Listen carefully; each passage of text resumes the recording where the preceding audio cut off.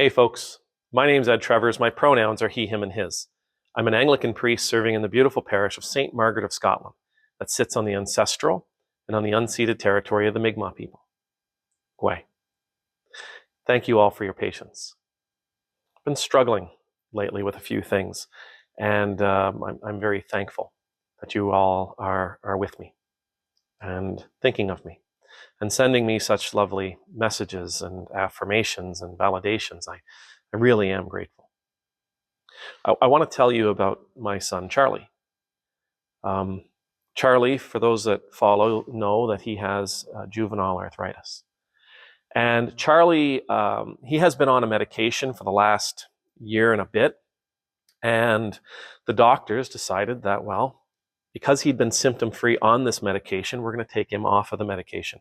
Now, they do this because they really don't want they don't want kids in general taking a whole lot of medication that's unnecessary, and juvenile arthritis has a tendency to come and go, and sometimes juvenile arthritis will literally just go away for a little while, or after a little while, and sometimes it'll go away forever if these medications do their job. But the only way for them to figure out if it's done their job is for them to remove the medication from the situation. And so Charlie had been taking a medication for a year and a bit. He had been symptom-free for a year, and the doctor took him off his medication to see what would happen. For the most part, his arthritis is gone. He's not feeling it in his knees. He's not feeling it in his hands, his elbows, his shoulders. It's not in his ankles or his feet.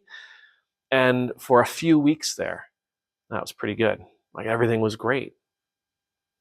But then it started showing back up.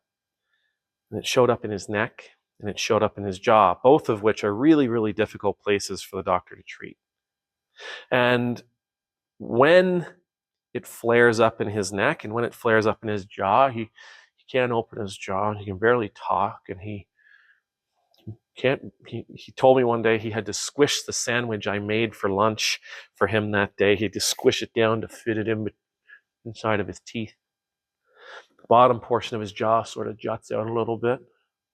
His neck becomes so stiff and painful, and his shoulders rise, and for him to look from side to side, or to look up or to look down, it's a full body exercise. As a parent, it's difficult to see. Charlie loves playing basketball. And again, as you know, we have an after-school basketball program here in the neighborhood, and I take the kids with me as I go to coach. And Charlie, for the most part, every time we go, he's very excited about being there. However, with this recent flare-up, his excitement's down, but he still goes and he still tries. And that's the cool thing about this kid, is that when he's playing with his friends, it doesn't matter if he's like this. He just wants to play, and he will go through the pain and he will go through the suffering in order to spend that time with his friends. And I've noticed that about him, and I'm amazed by him. But last week at basketball, in the middle of the practice, as he was like this, he came and he said, "Dad, is it okay if I go sit down?" I said, "Are you in a lot of pain?" He said, "Yeah." I've never, ever had him do that before. I've never heard him do that. I've never seen him do that. Despite his joy of playing the game, despite his joy of playing with his friends, he had gotten to the place where the pain was too much, and he had to go sit down. He had to sit back and watch his friends have fun, which you all probably know is pretty significant pain in and of itself. But you know, that taught me so. Before I continue, the doctors do have a plan, and he is on a new medication for a very little while, and they will take him off that and see if it resolves the issue. But the doctors do have a plan going forward. But back to the story, it taught me something. That day in the gym, it taught me something. Everybody has a breaking point. Kids are notorious for having really, far away breaking points. They will go through whatever they need to go through in order to be a kid. But everybody has a breaking point. And that when a person reaches that breaking point, they will do something that they're not used to doing. They'll do something that we're not used to see them do. Maybe they'll grow incredibly agitated. Maybe they will go and sit down. Maybe they'll give up. Maybe they'll curl up in a ball.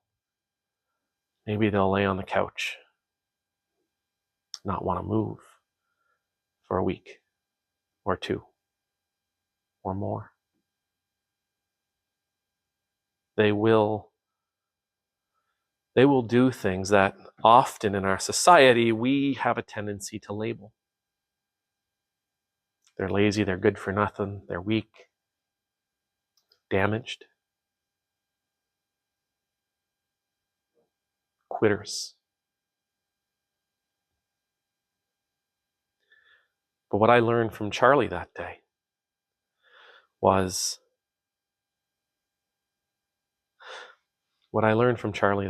that when a person reaches that breaking point, I should assume two things.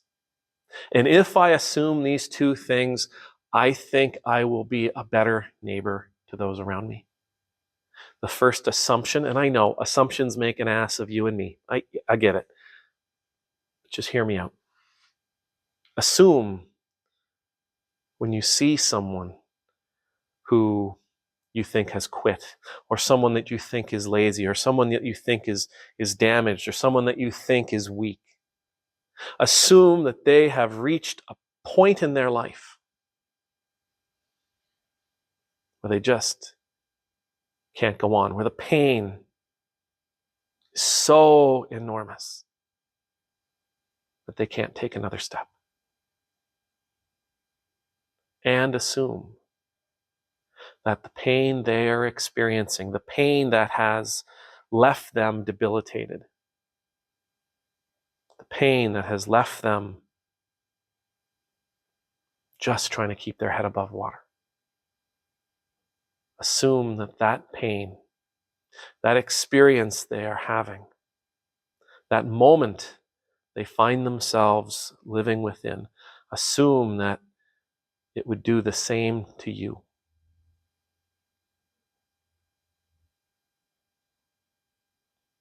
If we assume these two things, I think it leaves us equipped to better understand those around us, all the people around us. If we assume these two things, that what that person is going through is it's so enormous that it is leaving them without the ability, the energy to go forward. And that it would do the same thing to you and me.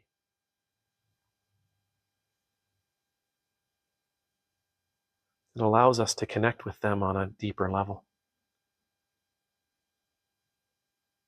Even though we might not know their story, and even though we might not have the opportunity to ask them questions, when we encounter these people in our lives, whether they are friends, family, or strangers,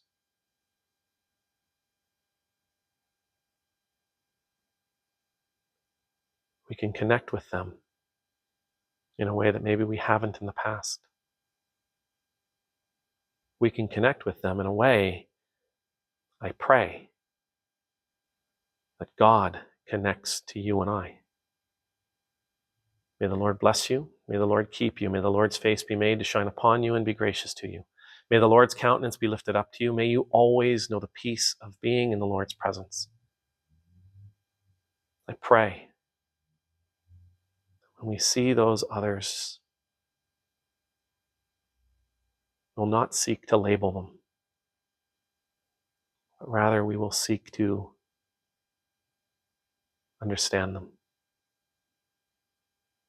Amen. Nemultus.